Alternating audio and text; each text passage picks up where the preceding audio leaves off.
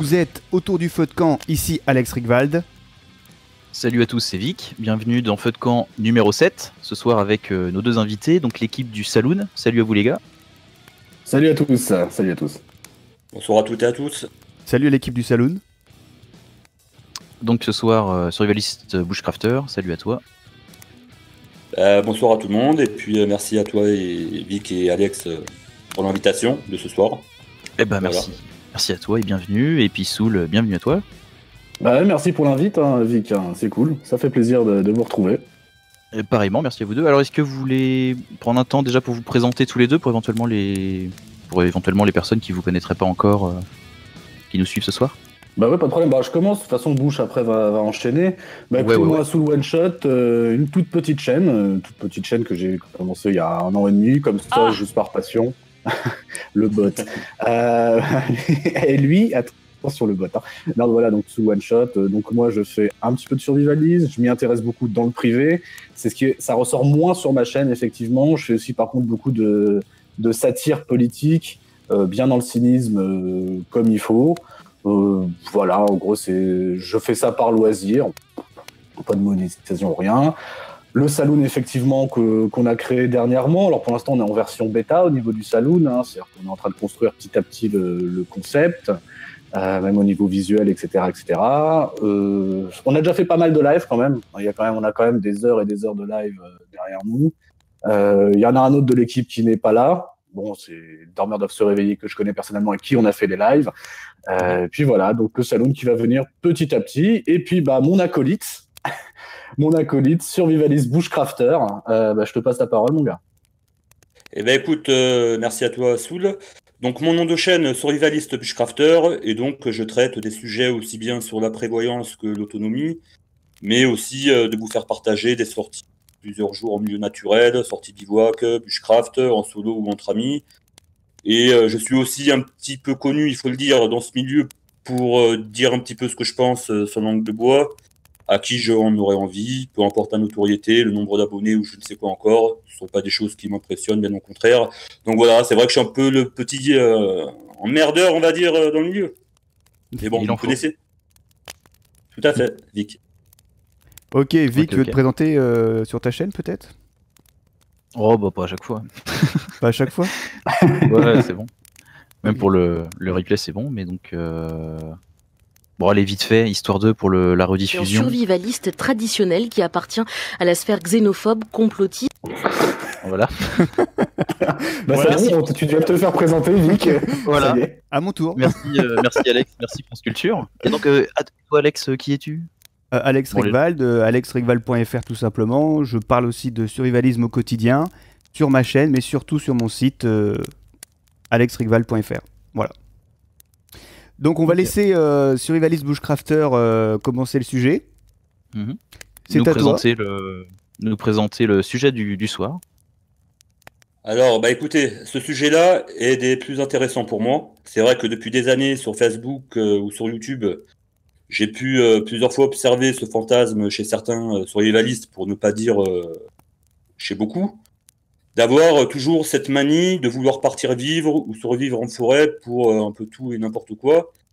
Et qui c'est vrai aussi, on peut, pour preuve, regarder un petit peu les vidéos YouTube sur les sacs d'évac des uns et des autres, ou dans lesquels on retrouve toujours à peu près la même chose, des machettes, des hachettes, des bâches, des tarpes, des cordes, des fire steel, etc. etc. La liste serait trop longue, tout énuméré. Mais sauf que voilà, je pense que la vie, c'est pas un film de cul, les gars, et un retour à la réalité, et surtout celle du terrain, je pense, s'impose ce soir, et c'est pour ça que c'est un super sujet à développer tous ensemble sur le feu de camp. Et pour commencer, je pense que beaucoup confondent survie et loisir, et donc survie et sortie bivouac entre amis. Et qui pour celle-ci, les sorties bivouac pour le plaisir entre amis, on prévoit tous une date de début et de fin. On prévoit un itinéraire, de quoi manger pendant la sortie, on rigole, on s'amuse.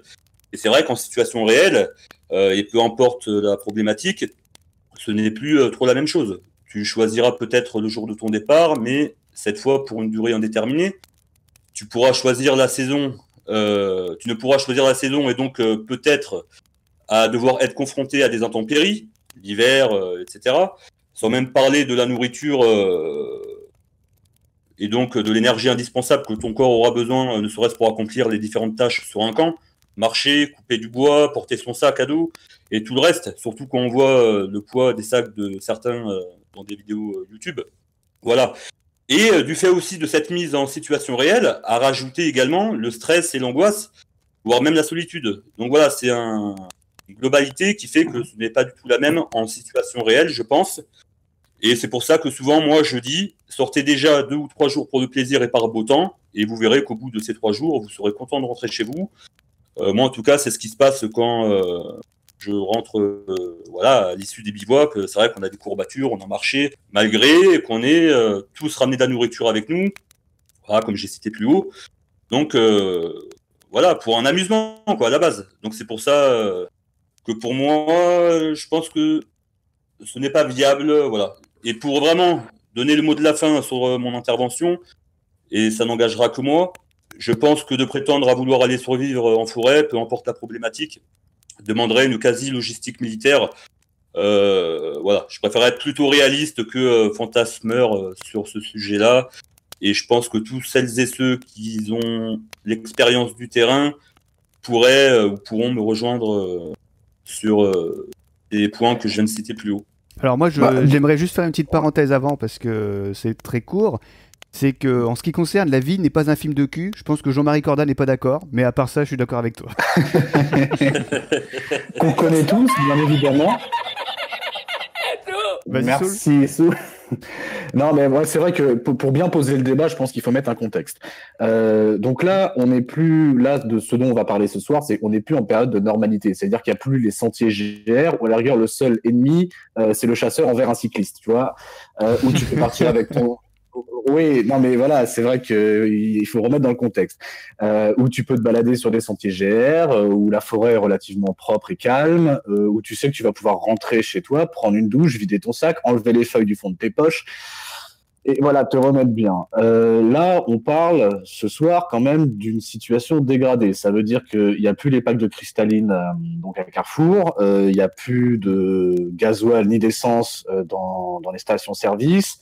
Tout est bloqué en France, les banques sont en train de dire merde, les mecs se barrent avec des mallettes ou alors se jettent depuis les toits, comme pendant la crise de 29. Voilà.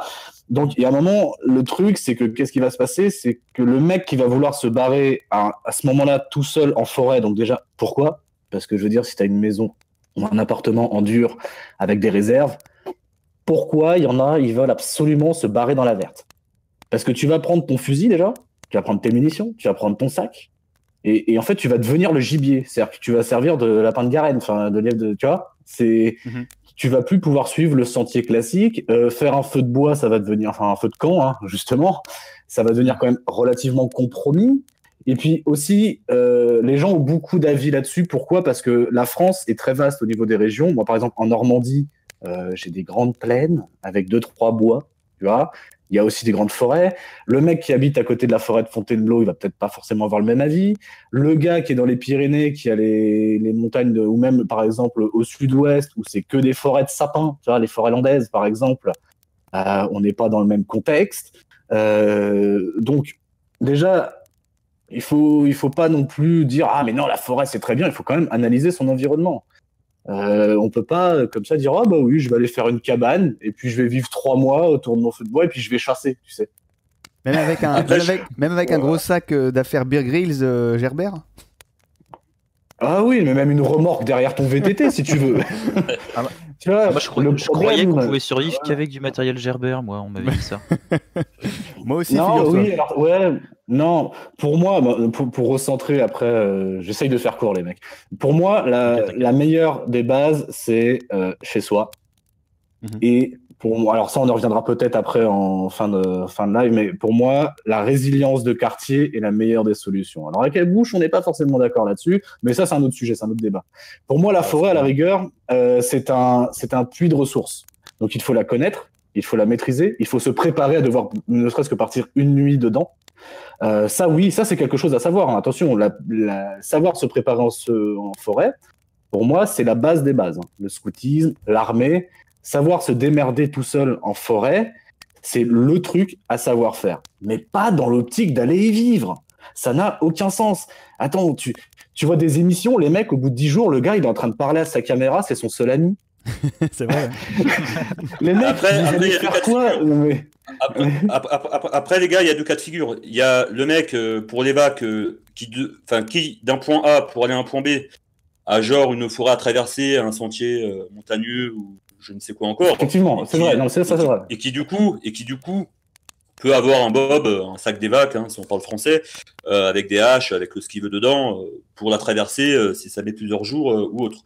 Après, le problème, et c'est la problématique, tu as celui, et souvent les jeunes, c'est pour ça que je disais que ceux qui ont l'expérience du terrain, je pense qu'ils rejoindront mon point de vue, ou pas.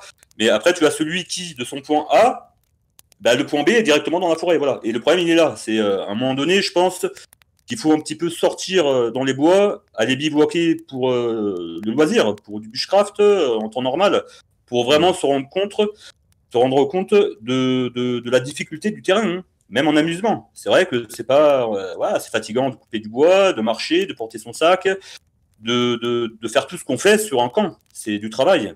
Et tu n'as pas d'angoisse là, tu n'as pas de stress, tu n'as pas tout ce que j'ai parlé tout à l'heure. Et en plus, la plupart d'entre nous, souvent, on regarde la météo avant de partir et tout ça. Donc c'est vrai que dans une situation réelle, ça change du tout au tout. Et c'est ça qu'il faut, je pense, cibler ce soir. Et ça peut faire ouvrir les yeux à certains, de ne pas faire n'importe quoi un jour ou l'autre. Voilà.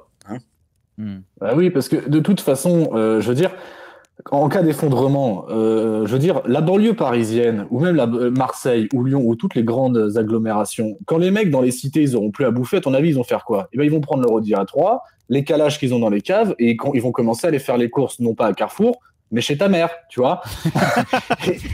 Bah oui, c'est-à-dire qu'il y a un moment, si t'es pas organisé en quartier, avec des armements de quartier, il y en a un qui a les poules, il y en a un autre qui a le potager, bref, une organisation, même avec un système radio de quartier, tu vas faire quoi? Tu vas partir en forêt, le mec, il va arriver avec son pick-up, il va te mitrailler à la 12-7, tu vas faire quoi avec ta hache et la cabane que tu es en train de construire? C'est ça qu'il faut voir aussi. C'est que en face de quoi on va se retrouver? Quand tout va bien, tu peux aller faire ton feu de camp. Par exemple, toi, Vic, tu fais des très belles vidéos où tu pars. Franchement bonhomme, c'est pour ça que j'aime bien tes vidéos aussi. Tu pars, tu fais ton feu de camp, voilà. Mais ça, c'est à savoir. Effectivement, c'est badass. Au moins, ça entretient l'homme. Mais tu vas pas faire ça alors qu'il y a des mecs qui patrouillent avec des 12-7. Enfin, tu vois ce que je veux dire? Ton propre feu de camp la nuit, les mecs, non mais attends, moi je vois en Normandie, tu fais un feu de camp dans un bois, on voit la fumée à 1000 mètres. Alors ça, c'est hyper important ce que tu dis, le feu de camp. Le feu de camp. On a tous été plus ou moins été déjà bivouaqués et tout ça. Et c'est vrai que quand on se retrouve à 1 mètre d'un feu de camp, la problématique, c'est que on ne voit pas à 1 mètre autour de nous, quoi. Déjà, je veux dire, le reflet lumineux. On a tous été devant un feu, vous voyez comment c'est. Donc, en plus de tout ce que j'ai cité tout à l'heure, de ce que One Shot vient de citer lui aussi à son tour, tu as aussi cette problématique qui fera que, avec le stress et l'angoisse, je mettrai même mes 2 mains coupées, que la plupart de celles et ceux là qui prétendent vouloir et pouvoir aller survivre en forêt pour tout n'importe quoi, n'oseront même pas faire un feu de camp. Alors voilà, on choisit pas la saison, je l'ai dit tout à l'heure. En plein hiver, on fait comment? Voilà, non mais en vrai, parce que c'est vrai que le feu, c'est aussi. Alors, c'est vrai, il y a le feu Dakota. Je ne sais pas si vous connaissez, c'est une technique particulière qui permet de le rendre moins visible. Mais bon, après, il faut savoir aussi le faire, c'est une technique. Et voilà, mais bon, après ça c'est autre chose. Mais ton feu Dakota, il réchauffe que dalle. Au pire, il permet de faire cuire ta nourriture si t'en as encore. Et en plus, selon les régions, par 30 cm de neige, un terrain complètement humide. En plus, si le sol est gelé pour le creuser, vas-y, rigole. Oui, c'est bien le feu Dakota, mais il y a un moment, non. Ouais, ça fait pas tout. Ça fait pas tout. Ah non, mais je suis d'accord avec toi, One Shot à 100%. C'est pour ça, mais bon, voilà. je lance après, quand même le sujet. C'est intelligent de s'entraîner. Ah oui, non mais c'est plus que s'entraîner, il y a aussi le mental. Alors tu as beau faire des stages de survie à répétition, des stages dans le durcissement. Je n'ai plus le mot. Mais c'est vrai, il y a aussi le mental et moi je vous garantis, en situation réelle, être dans les bois, en plus tout seul, il y en a beaucoup qui prétendent vouloir parler même de cabane, toi, One Shot. Et moi, je connais des gens, je l'ai vu sur Facebook beaucoup de fois, en commentaire et tout ça. en statut, qui eux, ils parlent même pas de faire des cabanes, ils te parlent de survivre sous un tarp. Oui, bien sûr. Plusieurs semaines, plusieurs mois, ouais, c'est ça. Bah, j'espère que t'as prévu les lâchers de bébé pour enlever le gruyère que t'as autour de la bite. Désolé pour la norme. Non, mais il y a un moment. Non, mais c'est vrai.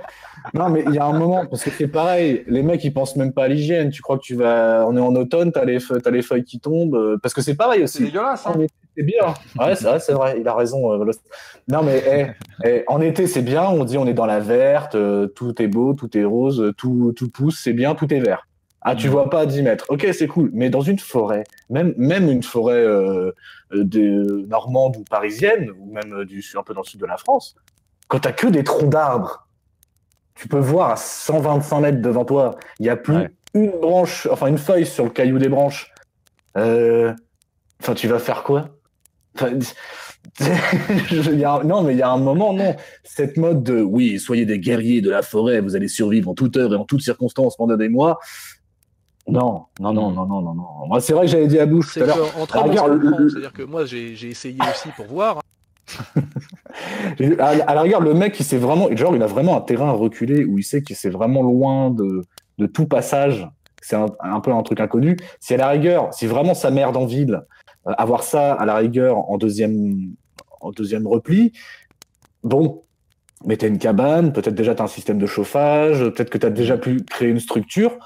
Là, à la rigueur, c'est un sens. Et comme disait très bien Bushcrafter tout à l'heure, effectivement, s'entraîner pour savoir atteindre ce lieu, même si ça demande 1 jour et demi de marche, oui, là, c'est intéressant. Mais sinon, les mecs, arrêtez de fabriquer des sacs pré-évacués en forêt. Vous allez tenir 3 jours et après, vous allez vous rendre aux terroristes du coin pour soit vous faire buter, soit essayer d'avoir au moins une miette ou de servir d'esclave sexuel. Voilà. Bah, pour l'esclavage sexuel, ça dépend du côté où tu es. Oui, bah alors, je vous invite à aller voir aussi ce qu'on a fait sur justement le Saloon. On parlait des femmes et de l'évacuation, parce que ça aussi c'est un problème. Parce que là, en plus de ce qu'on parle, c'est nous sommes des hommes seuls de 30 ans, voire plus jeunes ou plus vieux, mais entraînés militairement ou pas. Mais bon, on s'entraîne et on sait évacuer avec notre sac et notre pelle et notre fusil, admettons. D'accord, mais je pense qu'on a quand même certains des enfants, une femme. Enfin, tout ça, c'est une logistique absolument incroyable. Enfin, faire ton feu de camp tout seul et survivre une dizaine de jours pour un homme entraîné, je pense que oui, c'est possible. Mais déjà, ça n'a pas de sens. Mais alors en plus, imagine, t'as les enfants. Imagine un enfant en bas âge. Enfin, je sais pas, imagine le gars, il a juste son fils, le truc, il a 4 ans. Tiens, on va partir vivre en forêt parce que c'est l'effondrement. Viens, bonhomme. Non, j'attends vos arguments, les mecs. Allez-y, mais moi... Là, je suis un peu sceptique. Qu'en pense Vic? C'est vrai, c'est beaucoup les jeunes qui sont dans cet aspect de la survie en forêt, de l'évac en forêt. Et je pense que ce sujet est intéressant si ça peut faire changer la mentalité par rapport à ça. Après, je comprends qu'ils aiment bien regarder la télé, des reportages, la télé-réalité, Koh-Lanta et tout ça. Mais la réalité du terrain, elle est tout. Pour ça, moi, j'invite à sortir en temps normal pour un loisir, faire du bushcraft, faire un bivouac, même entre amis, même tout seul. Et c'est important, je pense, d'avoir sa propre expérience du terrain pour pouvoir jauger les difficultés présentes sur ce terrain-là pendant ne serait-ce que 3 jours. 2 nuits et 3 jours, c'est déjà pas mal. En fait, on confond... Vas-y, Vic. Non, vas-y. Non, c'est bon, interviens, je voulais... enchaîner sur un truc. Non, je voulais juste dire que la plupart des gens confondent camping et bivouac tactique, ce qui est complètement différent. Ouais. Parce que dans les conditions du bivouac tactique, il n'y a pas de feu, il y a caca dans un ziploc, pipi dans une camelback, il y a que manger froid, tout ça, et ça, c'est pas donné pour tout le monde, et c'est pas du tout agréable en fait. Oui, mais seulement c'est efficace, mais pas à long terme. Voilà, et c'est juste pour aller d'un point A à un point B. Voilà. Et seulement les camelbacks des copains. Oui. Après, je pense que les gens, ils confondent de plus la survie avec le bushcraft, enfin avec les sorties nature pour le loisir. Je pense qu'ils confondent survie et loisir. Et ça, c'est le gros problème. Pourquoi? Parce que ces gens-là, alors je vais le dire, mais je pense qu'ils n'ont jamais été de même sur le terrain pour plusieurs jours. Je pense que c'est ça ce qui fait qu'ils ont cette mentalité-là de prétendre à aller survivre. Pour X raisons, pour tout, n'importe quoi. J'ai entendu des choses. Laisse tomber, franchement. Et donc justement, vas-y Vic, vas-y. Non, j'allais dire, remarque, l'avantage de tout ça, c'est imagine dans un contexte comme ça qui se prolonge vraiment sur du long terme, et bah tu pourras aller en hiver et puis te récupérer un petit peu de matériel dans les divers camps abandonnés dans les forêts. Des mecs morts. Mort de froid. C'est ça. Non, mais après, c'est vrai que pour résumer, voilà, qu'est-ce qui est logique? Imaginons. Alors là, on parle vraiment d'effondrement, façon comme dans les films. Tu vois vraiment que tu as un groupe de pillards qui se pointe devant ton village, tu vois que tout le monde commence à se faire déboîter le caisson. À la rigueur, aller disparaître pendant 2 ou 3 jours dans une forêt, si tu t'entraînes à ça, il y a une logique. Ça, je trouve ça à la rigueur. Et puis après, bah, tu reviendras dans les ruines, voir ce qui s'est passé. Mais bon, ça après, c'est un petit peu abandonner le terrain. Mais bon, admettons, si tu as un enfant, tu t'entraînes avec, je sais pas, ou avec ta femme, il y a une logique.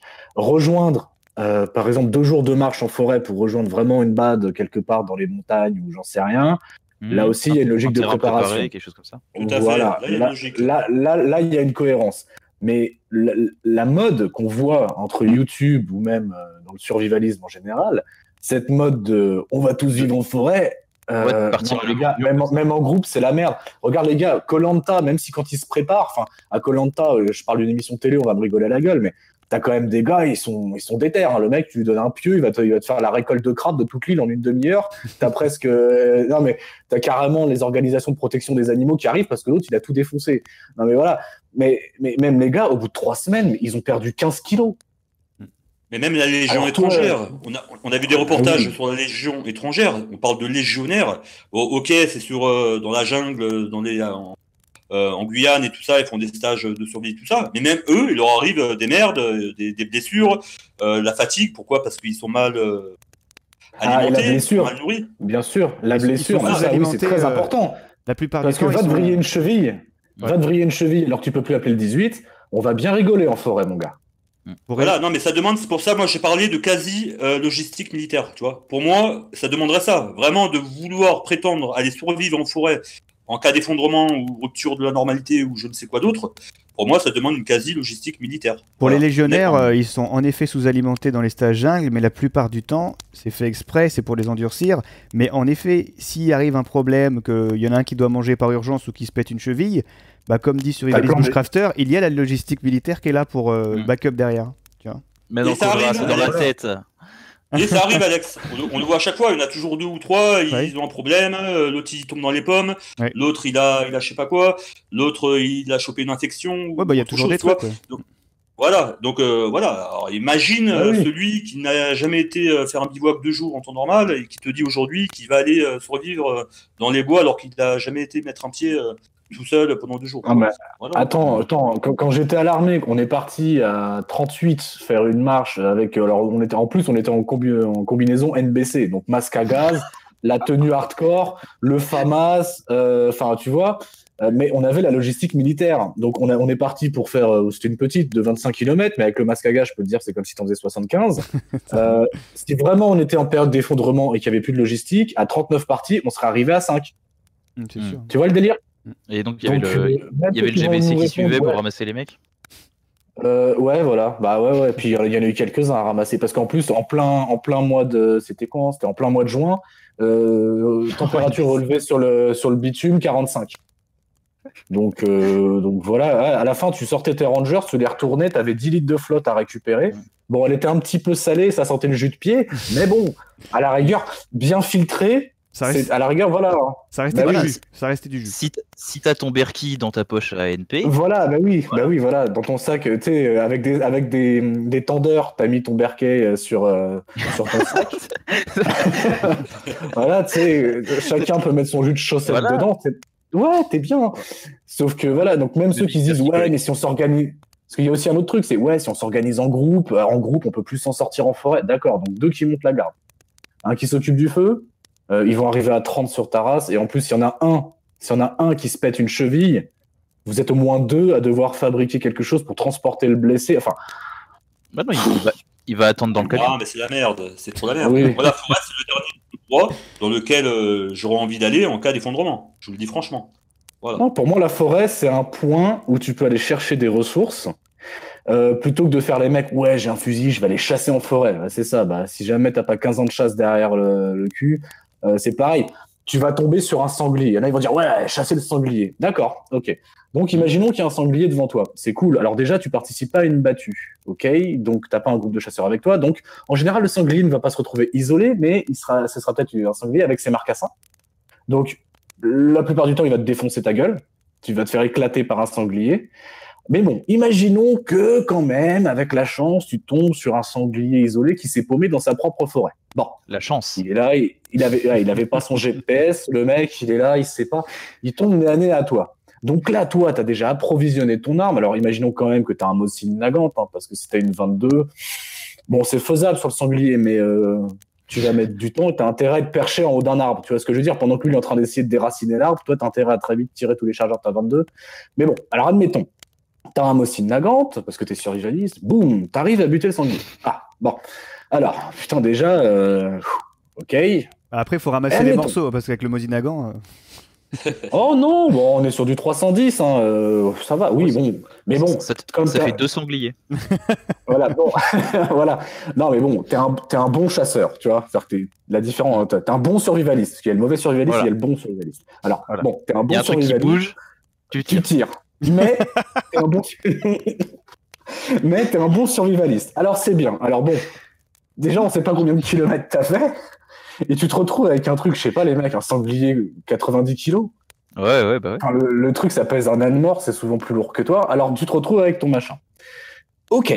Alors soit t'as prévu ton coup parce que t'es un bon survivaliste et tu vas l'attacher avec une corde et le traîner dans la neige et passer les plaines et arriver à ton feu, où tu vas pouvoir le pendre, et ensuite, est-ce que tu as appris à te dépecer? Non mais attendez les gars, tu butes un sanglier, tu sais le dépecer? Est-ce que tu sais le vider? Comment tu vas conserver la bouffe? Au pire, tu vas faire cuire une cuisse qui va être rance à bouffer tellement le sanglier c'est dur à faire, et le reste de la carcasse va attirer d'autres prédateurs. C'est pour ça que c'est une globalité qui fait que... Ça n'a aucun sens. Ah non, mais ça n'a aucun sens. Mais ce qui a encore moins aucun sens, ce sont aussi les sacs d'évac qu'on peut voir sur des vidéos YouTube. Je me demande comment les mecs ils vont faire pour les porter, honnêtement. Ah oui, il y a des trucs énormes. Non, mais des fois, à un moment donné, je me demande comment ils vont faire, quoi. Tu vois, des sacs qui font 20 kilos, 25 kilos, c'est pas plus. Hein Ah oui, non, mais puis même, alors t'as ton sac, t'as fait ton camp, ton feu de camp, t'es à moitié, toi aussi t'es une proie, parce qu'il y a sans doute des mecs qui tournent avec les jeeps pour essayer de faire un petit peu les courses dans la nature. Et toi, tu vas aller taper un sanglier. Non, mais ça me fait rire les vidéos comme ça. Même le gars, il va se faire un chevreuil, mais tu vas en faire quoi de ton chevreuil? Si t'es tout seul, même si t'es avec des enfants, tu vas l'empailler, tu vas en faire une déco de Noël, tu vas mettre des guirlandes, c'est quoi le projet? Non, mais alors, imaginons même, alors si t'es en plein été, au bout d'une demi-journée, le truc va commencer à puer la mort, ça va attirer tous les prédateurs du coin, et encore en forêt européenne, on est plutôt bien lotis. Hein. Mais imagine dans d'autres endroits où t'as des trucs un peu plus vénères dans la forêt, plutôt que des hiboux et des chevreuils ou des sangliers. Bon, voilà, même déjà un sanglier, ça peut te retourner ta race que tu vas rien comprendre. Tu sais pas le conserver, tu peux pas le conserver, donc tu vas utiliser de l'énergie pour manger une cuisse. Et encore en matière de prédateurs, on a quand même pas mal de cités en France aussi. Et oui, justement, c'est eux dont je parle c'est eux que je parle avec la calache et le. Oui, j'ai compris. Et justement, on parle d'évacuation, on a bien compris qu'au niveau de l'évacuation, ça apportait les problématiques qui lui sont propres et des fantasmes et des mythes qu'on a vus là, qu'on a parcouru rapidement. Mais justement, pour quelle rupture de la normalité évacuer en fait? Il faudrait préciser ça aussi. Déjà au départ, ouais. Alors, très bon point que tu... exact. Alex. Alors, parce que moi, j'ai tout entendu. Hein. J'en ai connu que même pour un incendie chez eux, ils allaient vivre en forêt, tu vois. Il y a de tout. Non, mais en vrai, je vous dis franchement. Oui, mais non, souvent, ces gens-là, c'est en cas de guerre civile, tu vois, ça parle beaucoup de guerre civile, en cas de crash économique. Mais c'est surtout la guerre civile. Hein. Moi, je vais vraiment parler sur ce que j'ai vu et par rapport à ce que j'ai lu et entendu sur YouTube ou lu sur Facebook, sur différentes pages dédiées au survivalisme. C'est vrai, voilà. Mais bon, c'est pour ça, tout à l'heure, Alex, j'ai dit, la problématique, on s'en fout un petit peu, tu vois, c'est le truc de la forêt, quoi. C'est le même principe, que ce soit pour Bush, problème. je suis pas... Ouais. Bouche, là où je suis pas d'accord avec toi, c'est que celui qui doit évacuer en forêt, en fait, c'est une évacuation courte. Parce que, par exemple, imagine, t'as une usine chimique qui pète. Je suis désolé. Tu prends ta bagnole, tu te casses, tu vides ton plein de gasoil, tu te fous le plus loin possible.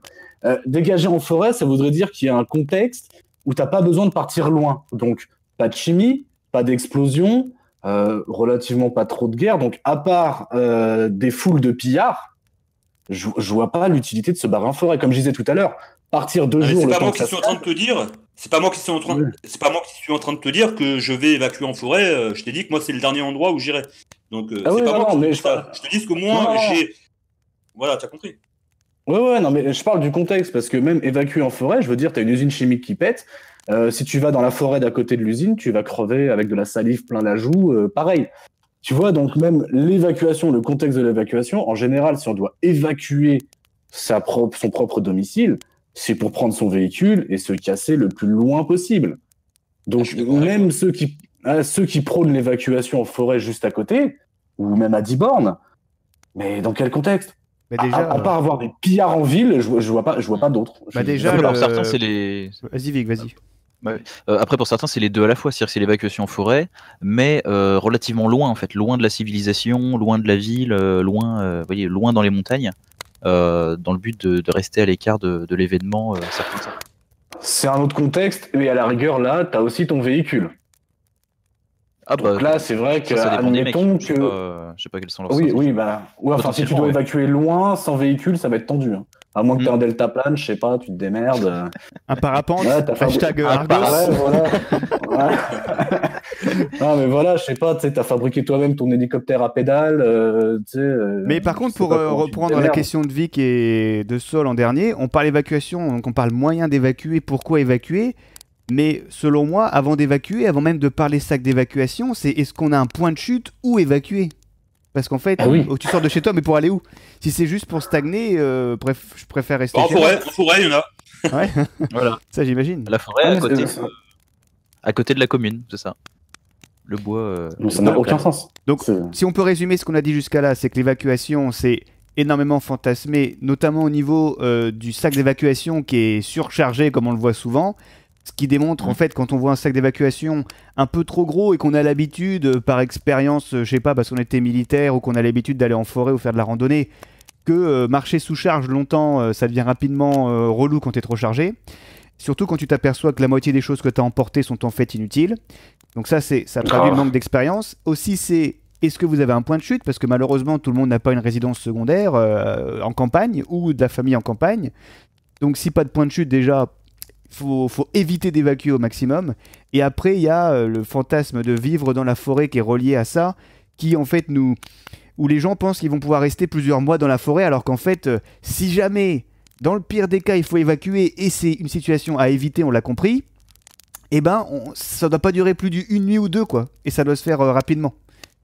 Est-ce que j'ai bien résumé ce qu'on a dit depuis le début? Ah oui, complètement. Après, moi, je pense que pour une évacuation où vraiment, voilà, ton domicile est détruit. Hein, grosse inondation, et encore, je pense qu'en cas d'inondation, alors à moins vraiment que ce soit très grave et que ton immeuble soit vraiment atteint, enfin bon. Mais à la rigueur, moi je dis, à part à échapper à un danger imminent et se foutre dans la verte pour se camoufler parce que t'es quelqu'un d'entraîné, bon, ça a un sens, mais on est quand même en France, hein, sur ce live, on habite en France. Je pense que le plus intelligent, c'est de savoir rejoindre l'agglomération d'à côté.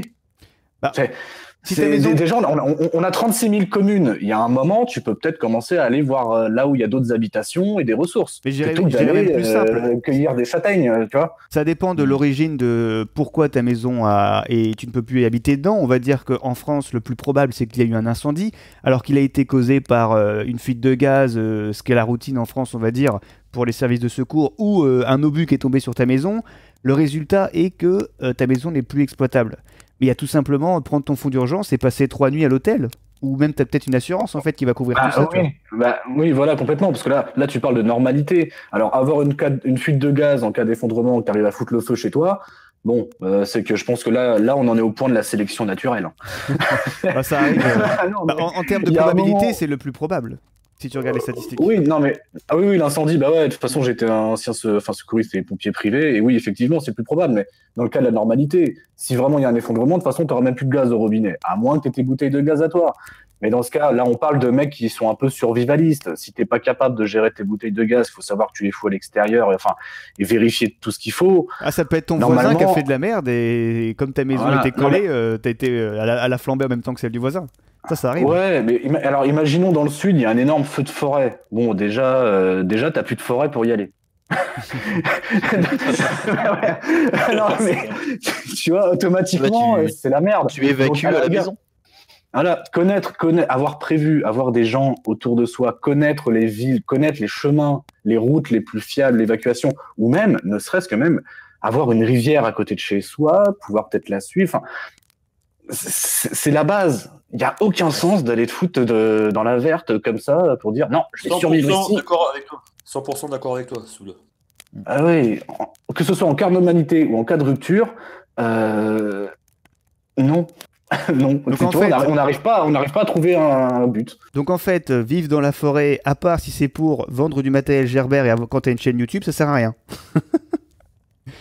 Alors en cas d'effondrement, de toute façon, t'auras même plus YouTube. Oui. Et t'auras peut-être encore ton matériel Gerber et en fait, t'as une bande vénère de la cité d'à côté qui va venir te fumer pour le prendre. Donc, non, mais en temps normal. Après, en temps normal, aller faire des bivouacs et tout ça, du loisir en forêt, c'est bien. Ça permet de tester le matériel, de se faire plaisir. Après, en cas vraiment de situation réelle, pour ceux qui pensent qu'ils vont survivre dans une forêt le temps pour une durée indéterminée, c'est autre chose. Alors, soit des mecs qui sont calés en survie, et bon, il n'y en a pas beaucoup, hein, je pense. Même des moniteurs de survie, hein, j'ai parlé avec eux de ce fantasme-là chez beaucoup de survivalistes et autres, et eux-mêmes m'ont dit que des fois ils ont fait des tests pendant 3-5 jours, ils ont essayé de se nourrir avec des plantes, avec des machins, etc. Ils étaient quand même fatigués, tu vois ce que je veux dire. Donc, c'est pas tenable. Voilà, eux-mêmes te diront vraiment les choses, la réalité, et c'est même dangereux, je pense, de penser vouloir faire ça sans avoir cette expérience du terrain. En fait, c'est l'expérience du terrain qui te démontre que la forêt, c'est pas c'est un terrain de loisir en temps normal, mais ça peut être aussi dangereux. Mais Bush, t'as vraiment raison sur un truc, et ça c'est vrai que j'aimerais bien le relever et le dénoncer sur ce live, c'est que ça en vient même des fois à mettre en danger des gens. C'est-à-dire que leur faire croire qu'en faisant un petit peu de Krav Maga, en étant inscrit à la fédération de tir et en ayant acheté un Mosin, les mecs vont pouvoir survivre en ghillie, comme dans le film Commando, pendant 3 jours, à chasser le sanglier et à survivre avec des mecs vénères qui se baladent autour et avec leur... ils ont creusé un trou de combat, alors je sais pas, avec les ongles, les dents ou une pelle US, une pelle US achetée au salon du survivalisme, donc automatiquement très efficace, elle creuse toute seule, un motoculteur même si tu veux, et les mecs ils vont se cacher dans leur trou de combat, ils vont pouvoir survivre des jours comme ça avec leur ghillie dans la neige. Non, il y a un moment, il faut pas mettre ça surtout dans la tête des jeunes, parce que les jeunes sont très très fragiles là-dessus. Exactement, c'est un sac de survie, c'est pas bon. J'ai une question intéressante de Taprak Gajoubert qui dit: quelle situation réelle ferait que vous iriez en forêt? Vic, on fait le tour du table. Je commence. C'est marrant, je l'aurais pas posé exactement comme ça, mais je voulais embrayer un petit peu sur cette question-là, effectivement. Quelle pourrait être, pas personnellement, mais effectivement, la situation extrême qui nécessiterait effectivement cette stratégie-là. Et toi, tu ferais quoi? Moi, déjà, j'irais pas en forêt pour autre chose que pour effectivement un truc vraiment extrême. Mais moi, j'irais couper du bois pour mon poêle à bois ou ma cheminée. Tu vois ce que je veux dire? Juste pour ça. Et après tu retournes à la maison. Voilà. Comme on disait, il n'y a aucune stratégie d'aller en forêt. Mais si on réfléchit vraiment, qu'est-ce qui ferait qu'une personne soit obligée d'essayer de survivre en milieu naturel comme ça longtemps et qu'il n'y ait plus rien d'autre? Faudrait vraiment que toutes les villes, etc., soient complètement inutilisables, même d'autres villes, même dans d'autres pays ou quoi. On est déjà tous morts à ce niveau-là. Ouais, voilà. Tu ferais donc que tu aurais aussi beaucoup de monde en forêt avec toi, si vraiment c'est comme ça. Parce que là, tu serais pas tout seul en forêt et au mètre carré, tu aurais quelqu'un à côté de toi. Donc, oui, là pour le coup, un groupe c'est encore différent. Si on regarde les exemples de survie, il y avait eu un film là-dessus sur un film avec un groupe de résistants en Biélorussie. Oui, avec le mec qui fait James Bond. Avec Daniel Craig, voilà. Ça, c'est une histoire vraie, c'est un groupe entier, c'est un clan entier et qui a tenu plusieurs mois, même en hiver, en forêt. Mais on revient sur l'idée de clan et pas de Vic, ça te fera une super vidéo, tu sais, Vic Gadsden et le peuple des bois. Avec des elfes et tout ça. Quand on est en groupe aussi, ça fait un garde-manger sur place, c'est pas mal aussi. Ça dépend d'où tu viens, mais... Ça dépend de la température aussi, hein. Moi je veux dire... Bah bouche, vas-y enchaîne, je finirai. Le film c'est Les Insurgés. Merci WT Forquefr. Ouais, mais les mecs, on est en temps de guerre avec des gars, c'est en temps de guerre avec des mecs formés. Et le but c'était quand même de résister à quelque chose et de revenir. Et puis si j'ai bien compris, c'était un épiphénomène, c'est-à-dire que c'est une situation très particulière, ce fameux groupe de résistants inspiré du film Les Insurgés. Il prend sur 15 millions. Voilà, c'est-à-dire que la plupart des gens, qui soient résistants ou pas, bon parce que ça c'est un autre débat, qui a résisté vraiment ou pas, mais ok, on sait que c'est une histoire vraie, mais en plus de ça, ce qu'on sait c'est que c'était pas la normalité, les gens... C'était pas tous concertés. Voilà, c'était un groupe une exception de 100 personnes qu'on fait ça, quoi. Mais c'est déjà un gros groupe. Ouais, c'est déjà gros. 100 personnes, c'est énorme, bah oui. Ouais, 100 personnes, ça veut dire un leader en général, parce que l'être humain est comme ça, c'est-à-dire que tu as un leader. Oui, une organisation des lieutenants, organique, des sergents, voilà, chacun a ses tâches. Il y avait sans doute les femmes, il y avait les hommes, il y avait peut-être sans doute des enfants aussi. Hein. Ah oui, il y avait tout. Gérer les relations de couple, etc. Qui est combattant, qui ne l'est pas, qui s'occupe de... Mais après, il y avait surtout le fait que comme ils avaient des bras, ils ont pu construire des infrastructures, même primitives, pour pouvoir s'abriter un minimum, organiser une certaine forme de vie, etc. et préparer l'hiver. Voilà. Oui, mais tu me parles, c'était en quelle date? C'était quand? C'était les heures les plus sombres. Les heures les plus sombres. Les heures les plus sombres, oui, non, ça faut pas attention les gars, on va pas se faire parce que les mentalités, après, non, mais de nos jours, non mais attends, Bouche, en 2018, tout le monde a un GPS, t'as des satellites, t'as la vision nocturne, enfin, je veux dire, on n'est plus du tout dans le même contexte, les mecs, pour communiquer, ils devaient se démerder. Enfin voilà, maintenant on a les talkies, on a plein de choses. T'as surtout la technologie du thermique qui est assez accessible aujourd'hui et qui est super efficace. Ah oui, maintenant on a des 4x4, tu peux monter tout seul. Enfin voilà, c'est sûr que c'était pour la Citroën de l'époque. Enfin, on n'est plus du tout dans le même contexte et prendre ce genre d'exemple pour plébisciter la survie en forêt, pour moi, c'est une connerie monumentale. Ouais. Et les drones aussi. Une connerie monumentale, je suis 100% d'accord. Et pour ajouter juste un petit truc, les gars, si vous me permettez, c'est de vous dire qu'aujourd'hui, les mentalités ne sont plus ce qu'elles étaient auparavant, à l'époque de nos grands-parents, etc. Il y a une abrutisation des masses aujourd'hui, elle est telle que, honnêtement, on peut pas se rapporter à avant, c'est pas possible. Aujourd'hui, voilà, c'est... avec notre temps. Entre nos plus sombres périodes de l'histoire, mes couilles sur la commode, il y a un petit truc qui est apparu légèrement entre temps, ça s'appelle les médias et la télé. Donc effectivement, les gens n'ont peut-être plus aussi cette facilité naturelle à construire un groupe et aller dans la verte. Donc à mon avis, de nos jours, mais... Et il y a Ferry Baron dans le chat qui apporte un nouvel élément, si on se base sur l'exemple du film Les Insurgés, c'est que dans le film, apparemment, pour se nourrir, ils volaient. Mais non, ils étaient à cheval. Putain, oh la vache. Putain. Ça a mis du temps à monter au cerveau. Oh la vache. Mais il semble refuser.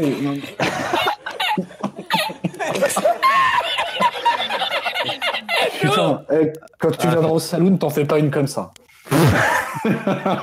Non, mais effectivement, c'est ça. Je crois qu'ils raquettaient les paysans. Mais, mais finalement, ça veut dire que ce sont eux qui se sont transformés en pillards, tu vois, finalement, parce qu'on est dans un contexte de guerre. Donc, tu vois, ça n'a aucun sens. Tu peux pas. Bon, bah, sinon, parce que je reprends un petit peu le cours, on parlait de quel motif nous ferait aller en forêt. Bouche, t'avais fini de répondre? Oui, moi j'ai répondu. Bushcrafter, t'avais fini? Ouais.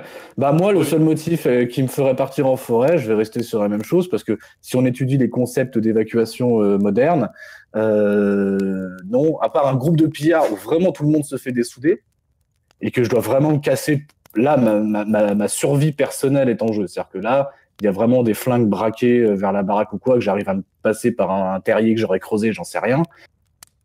Ouais, je vais me barrer en forêt. Mais le truc, c'est que moi, je suis aussi beaucoup dans la résilience de quartier, ou même de petites villes. Donc, non, je pense que je serais mort avant, selon le contexte. Je pense que je me serais pris une avant, de devoir être forcé d'évacuer. Est-ce que tu peux nous parler un peu plus de ce que tu entends par résilience de quartier, de communauté? Parce que comme on a bien compris que l'évacuation, dans 99% du temps, pour 99% d'entre nous, c'est pas une bonne solution. Et donc, la solution, c'est quoi? Tu proposes, toi, une organisation communautaire, en tout cas, création de liens sociaux, on pourrait. Est-ce que tu pourrais un peu nous présenter ta stratégie? Écoute, je vais prendre mon cas personnel en ce moment. Donc, moi, c'est quoi? C'est que il y a plusieurs personnes, mais on est quoi? On est à maximum 125 mètres de distance. Hein.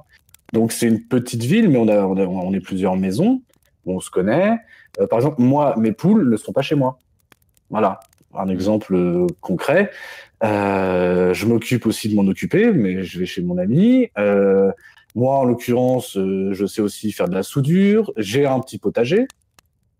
Je suis un tireur sportif, donc j'ai de l'armement. Je connais aussi d'autres personnes qui sont armées. On va peut-être bientôt parler d'installer un système radio entre nous. Donc là, pour l'instant, on est par exemple que sur 3 maisons. Mais je me passionne pour les armes. Des conseils? Putain. Donc voilà, non mais c'est vrai que... Comment tu approches le sujet? Parce que, ok, on a compris que dans ce cas, tu avais développé des relations avec ton voisinage, ton quartier. Comment tu abordes le sujet? Est-ce que tu leur dis cash que tu veux créer une communauté, ou est-ce que tu construis lien par lien en face-to-face et au final, tu es au centre d'un réseau et tu sais que tu auras une sorte de réseau privé logistique final?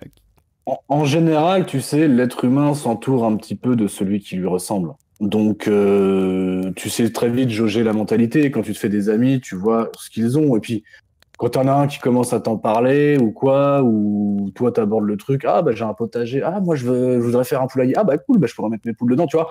Finalement, ça se fait assez naturellement. Par contre, c'est vrai que si tu restes enfermé chez toi avec ton sac à dos prêt à partir devant ta porte, tu sais, toute la journée, c'est sûr que tu vas pas lier beaucoup de liens. Donc effectivement. C'était asocial, ouais. Ouais, voilà, oui, t'as un mec mort. Hein. Donc le truc, c'est dans la vie en général, quand tu t'installes quelque part, tu commences à développer des liens, puis au pire, tu vas à des associations de quartier, ou même des fois par des groupes Facebook de la même ville. Tiens, il y en a un, il veut faire même du militantisme, même de l'associatif, par exemple, tu vois. Et à partir de là, tu vas forcément rencontrer des gens, t'invites chez toi, t'invites à bouffer, etc., etc. Et franchement, le sujet pour les gens qui sont intéressés devient très vite simple. Oui. Parce que franchement, c'est pas la mer à boire, quoi. Voilà. Et puis après, expliquer un petit peu le truc. Ouais, les gars, vous avez vu ce qui se passe. Souvent, ça arrive par la politique. Alors, on va pas forcément parler de la politique, mais souvent, tu te regroupes souvent avec les gens qui pensent un peu comme toi. Vous avez vu ce qui se passe? Ouais, c'est chaud. Écoutez, les gars, est-ce que ça vous dirait? On a un terrain. Est-ce qu'on fait un poulailler? Ouais, on s'y met tous. Ah ouais, tiens, c'est pas con. Les mecs, est-ce que, il y a un petit terrain en contrebas de la rivière qui passe là. Vous voyez nos maisons, il y a une rivière et il y a un terrain à louer pour faire un potager. Ça coûte 15 balles par semaine. Ah oui, écoutez les gars, on s'y met tous les 3 et cet été, on bouffe des tomates fraîches. Ah ouais, ça peut être... Et puis voilà, tu crées des liens. Le but, c'est de lancer la petite bouboule de neige en haut de la montagne et à la fin, ça fait des petits. C'est ça le truc. Et donc ça, toi, tu l'as expérimenté? Oui. Moi, alors, je dis pas qu'on est prêt.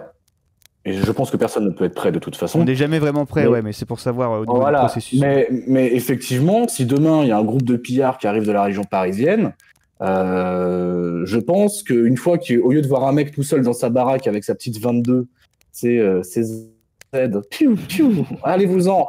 Non, je pense que quand ils vont voir un quartier complet, quadrillé, avec équipement radio, avec des mecs soit qui ont fait l'armée, soit des anciens policiers, etc., avec plusieurs maisons en mode défense, on peut résister à plusieurs jours, tu vois, les gars, ils vont faire quoi? Ils vont passer au village suivant.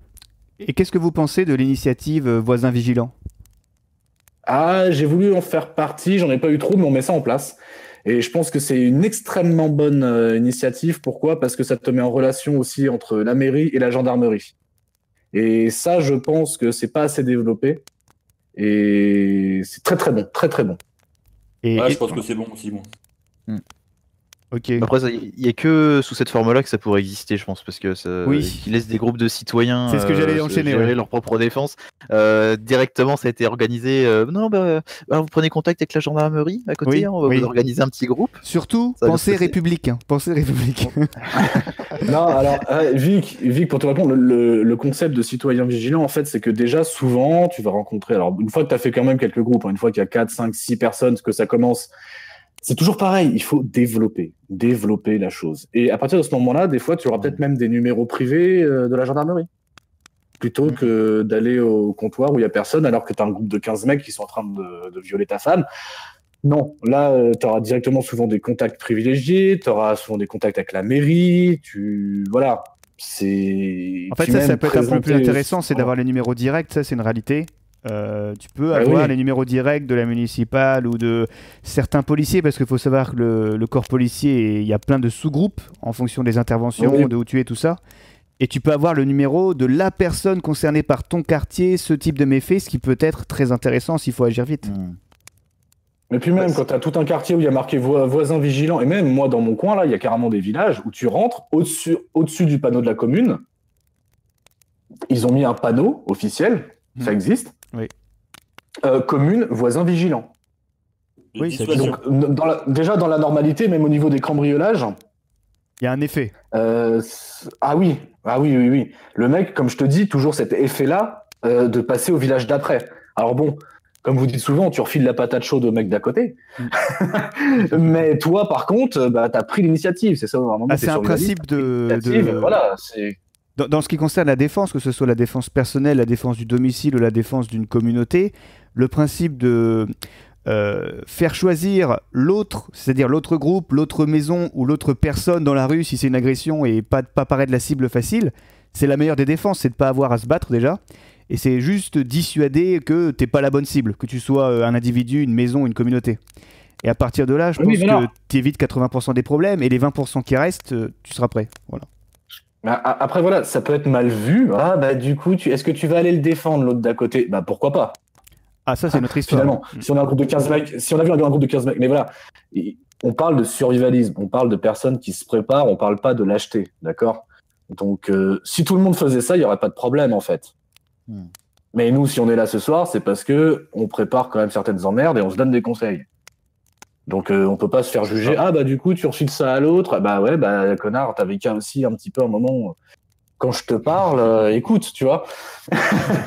on a un inconnu dans le chat qui s'appelle Argos et qui pose une remarque assez intéressante. Il dit « Je vous laisse imaginer le pouvoir défensif des associations et équipes de chasse. Il y a des petites armées dans chaque commune campagnarde. Qu'en pensez-vous ?»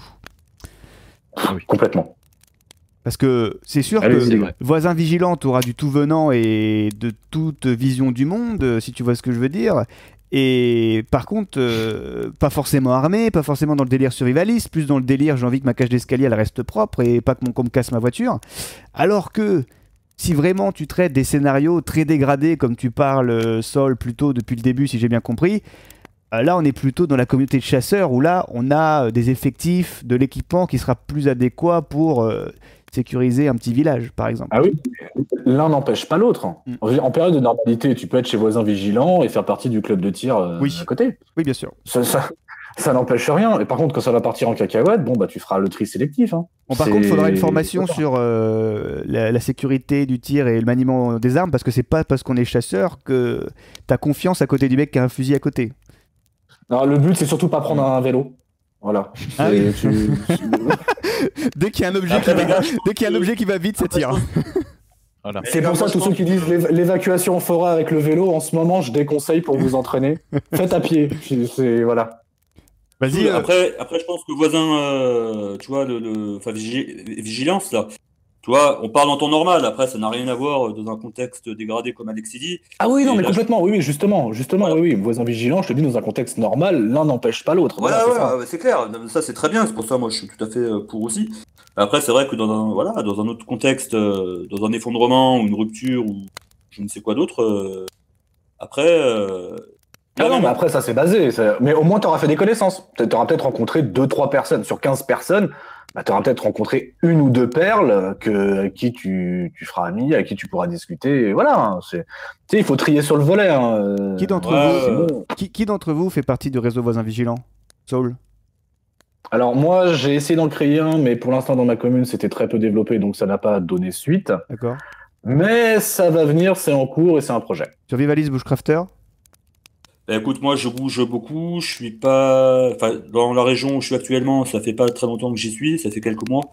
Donc non, Ok. du tout. Vic. C'est un petit village où on n'est pas beaucoup. D'accord. Vic. Non plus. Non plus. Et en ce qui me concerne, j'y étais. Voilà. Ah. Bon, Donc tu connais un peu l'histoire. c'est intéressant de faire le tour parce que c'est vrai que c'est bien de dire c'est une bonne initiative. Après, c'est intéressant de savoir après qui utilise vraiment l'outil parce qu'il existe de nombreux outils très efficaces dans tous les domaines. Et entre connaître l'outil, juger qu'il est bien et l'implémenter dans son quotidien, il y a toujours un espace-temps, on va dire. Et donc, c'était intéressant de savoir qui avait mis en place ça. Donc c'est des retraités et eux ou c'est des mecs déter? Non, il y a voilà, c'est ça. Alors, C'est ça, de mon expérience, après, Saul pourra parler de la sienne aussi s'il le souhaite, mais de mon expérience, déjà, les gens rentrent à la suite d'un acte malveillant qui s'est passé et qui les ont touchés directement. Ah oui, bah oui. Ça, c'est bien le français, ça. Il faut Voilà. que ça se passe pour qu'on agisse, ouais. Voilà, donc c'est ça, c'est toujours de la réaction et non pas de l'action et de la prévention. Alors ça, voilà. Donc, souvent, ce qui se passe, c'est que tu as des vagues d'activité. C'est-à-dire qu'à un moment, tu habites dans une rue et puis comme par hasard, il y a eu sur 30 voitures garées, il y a eu 15 rétros qui ont pété la même nuit parce que juste un gogol a cassé tous les rétros. Et ben là, Le hasard. Le hasard. Et là, tu vas avoir une vague d'inscrits, voire le réseau va se créer sur l'initiative d'un des mecs qui s'est fait péter le rétro. Et donc, le réseau, bon, il a assez changé au niveau de l'approche maintenant par rapport à avant, mais avant, c'était juste une plateforme où tu te listais et en fait, ça te mettait en relation et ça te faisait accéder à une sorte d'annuaire en ligne des gens qui sont autour de toi. Oui. Et qui ont en plus constaté des faits similaires. Donc, en fait, tu pouvais envoyer un texto ou appeler quelqu'un. Juste, par exemple, j'ai vu quelqu'un de bizarre. Si tu as créé des liens avant, tu peux l'appeler pour dire est-ce que tu as vu un tel, tout ça. Donc ça fait très personne âgée qui guigne à la fenêtre. Mais bon, ça c'est la surveillance passive aussi. Et oui, si je peux dire un truc sur les personnes âgées, après j'arrête tout de suite. Que ce soit en ville ou en village, il faut savoir qu'à partir du moment où tu as l'amitié des retraités ou peu importe, hein, c'est celui qui regarde à la fenêtre, tu as sous ta main un des meilleurs moyens de surveillance réel et efficace. Une et ça, sentinelle. c'est pas négligeable. Ah oui, voilà. C'est pas négligeable. Connaître, ah oui, lui, un tel, machin. T'as un moyen d'information et d'espionnage underground des plus efficaces. Et ça, pour le survivaliste, je pense que c'est vraiment aussi un thème à développer. Voilà. Ok, et pour terminer ce que je disais, merci pour ta précision, c'est intéressant. Justement, il faut non pas négliger les personnes âgées, mais au contraire les utiliser, et notamment dans ces cas-là. À bon escient, on va dire. Et pour finir, voilà, donc t'as tes rétros, ils ont été pétés, ça fait le scandale. Tu commences à parler pour la première fois à ton voisin que tu habites à côté de chez lui depuis 20 ans, mais que tu as attendu que ton rétro soit pété la même nuit que lui pour commencer à discuter avec lui. Et finalement, les gens s'inscrivent, mais après, l'intensité descend. S'il se passe rien, c'est quelque chose qui meurt, quoi. Vous voyez ce que je veux dire? Et pour moi ouais. donc, pour terminer, au niveau de citoyen vigilant, ce qui est efficace, c'est quand il y a la commune, et c'est souvent dans les petites communes, les petits villages, qui, elle, prend l'initiative de mettre une stratégie de prévention citoyen vigilant avec la participation souvent de la police municipale, tout ça, qui permet d'avoir un effet dissuasif sur tout le monde. Tu vois ce que je veux dire? Mais ça, pour les grandes villes, c'est une autre histoire. Mais pour les petites villes et les petits villages, c'est plutôt bien suivi, on va dire. En tout cas, il y en a. Et voilà ce que je peux donner comme feedback d'expérience sur ce voisin vigilant. Je vous redonne la parole. Bah, avec la mairie, oui, clairement. Mais vas-y, Bouche. Je ne connaissais pas trop ce concept-là. Je pensais que c'était surtout pour spécifiquement pour les gens qui partent en vacances, tu vois, et tout ça. Après, si ça fait partie du concept. Si tu pars en vacances, tu peux t'arranger. C'est un outil qui peut faciliter les arrangements entre voisins, mais tu as aussi des services aujourd'hui. Je crois que même la Poste te propose un service pour vérifier si tout est fermé, parce qu'ils commencent à vendre des dispositifs de sécurité, justement. Ouais, enfin, entre le postier ou mon pote d'éther de 115 kilos d'à côté que je connais, je préfère encore mon pote d'éther, tu vois. C'est sûr, mais en sachant qu'il y a une demande, sinon il ferait pas ça. Il y a une demande. Bah oui, bah sinon c'est la municipale aussi qui. Oui. Après, il y a plein de services, il faut savoir se renseigner. Ça fait aussi partie un petit peu, voilà, le survivalisme du quotidien. On s'est bien éloigné de la forêt, mais déjà savoir créer des liens. Non, mais utiliser, voilà, ça revient un petit peu au mini-sujet qu'on a abordé, c'est-à-dire comment tu fais une résilience de quartier. Bah, il y a des outils qui existent, tu les mets en place, tu vas rencontrer des mauvaises personnes, tu vas rencontrer des bonnes personnes. Et avec ces bonnes personnes, après, bah, c'est toi, hein, t'es un con ou t'es pas un con. Il y a un moment, tu vas savoir lier, aborder le sujet, lier des amitiés. Hein. Même des fois, tiens, merde, je peux pas garder les enfants. Enfin, tu vois, n'importe quoi. Mais le social avec des gens qui te ressemblent, ce sont des outils qui peuvent être importants, effectivement. Et puis, en plus, je veux dire, quelqu'un qui a subi un cambriolage, avoir un lien social, avoir des gens autour de toi qui font partie de la même équipe, par exemple, voisin vigilant, déjà, même moralement, ça va te soutenir et tu vas être beaucoup plus efficace. Mais tu parles de je suis pas d'accord avec toi. Voilà. Je suis pas d'accord avec toi, Soul, parce qu'on parle beaucoup en temps normal. Et moi, je parle en temps normal, Bouchin. Voilà, Toi, oui. C'est pour ça que bon, ça peut amener des bonnes choses en temps normal, effectivement, parce que chacun y trouve son intérêt et tout ce que tu veux. Par contre, dans une situation dégradée, ton voisin, voilà, il sera lui dans une autre optique, surtout s'il n'est pas préparé à côté et que juste en temps normal, bah, il a cet acte-là parce qu'il s'est fait casser son rétro un soir ou une nuit ou je sais pas quoi. Et je veux dire, ça peut t'amener en porte-à-faux à faire confiance à des gens qui demain, en situation dégradée, ne seront plus du tout les mêmes. Et moi, tu connais ma position par rapport à ça. C'est pour ça que mais je sais, c'est un sujet, on n'arrête pas de se foutre sur la gueule là-dessus. Voilà, donc, on n'arrête pas de se foutre sur la gueule. Mais voilà, après moi je pense que c'est se mettre en porte-à-faux. On peut pas mélanger les deux parce que la réaction des gens quand les choses vont mal n'est plus du tout la même.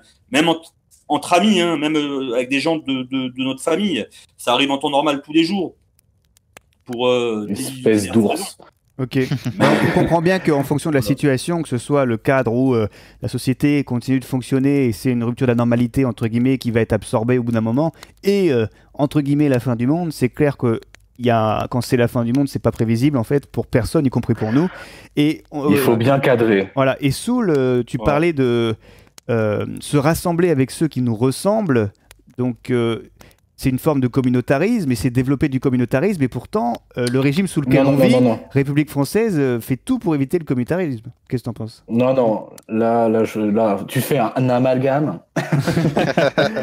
non, quand je dis ceux qui nous ressemblent, c'est ça n'a rien à voir. On va pas faire de communautarisme, parce que oui, justement, quand on parle de république, nanana, quand on parle de communautarisme, souvent on parle de noirs, rebeux, blacks, musulmans, chrétiens, enfin voilà. Tu sais, ce sujet-là est très diffus, il est très médiatisé, il est très pourri de l'intérieur.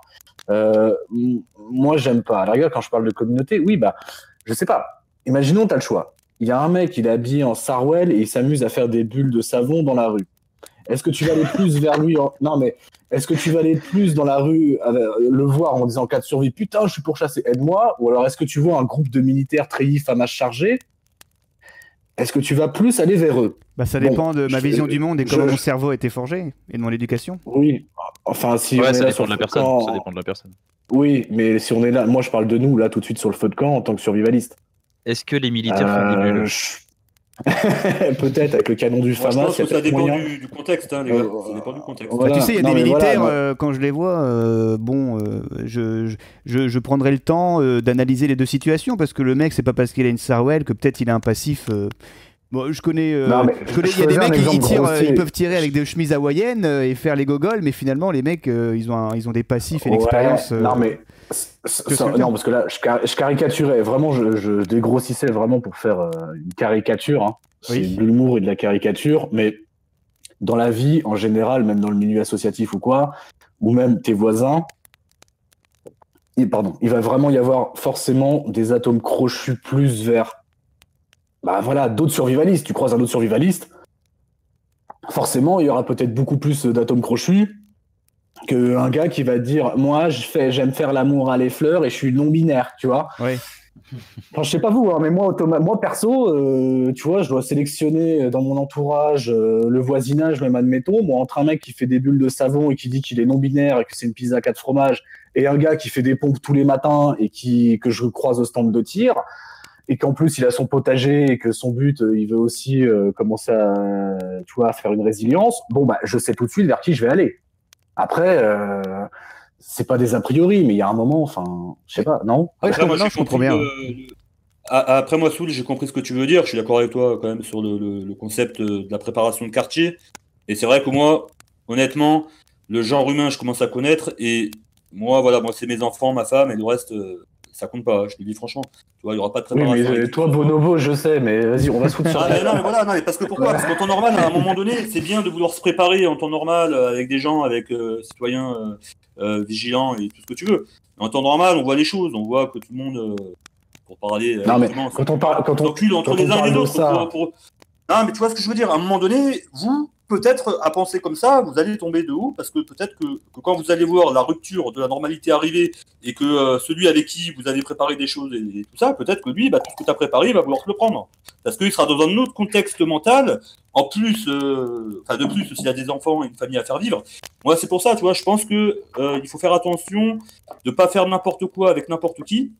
Et les gens, c'est pas parce que tu vas bien t'entendre en temps normal avec eux que lors d'un effondrement de la normalité, ils vont être pareils, ils vont être peut-être tout le contraire. Et c'est le genre humain qui est comme ça. Et ça s'est vu dans l'histoire. Hein. Ouais, mais Bouche, tu vois, regarde, je vais te donner un exemple, je vais te sécher sur place. Le fait qu'on se soit rencontrés.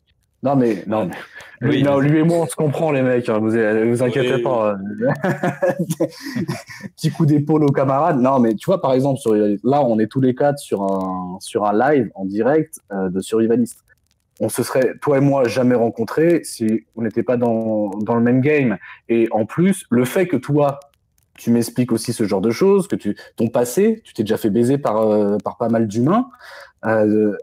Moi, du coup, tu m'apprends aussi de ça. Peut-être que maintenant, t'ayant rencontré, je vais être aussi plus méfiant. Donc finalement, le fait de s'être socialisé, on va prendre des mots, tu sais, toi et moi, j'ai ton avis, j'ai ton ressenti, on est là sur ce live ce soir, et bon, lui, ça fait longtemps qu'on en parle, on se fout sur la gueule tout le temps.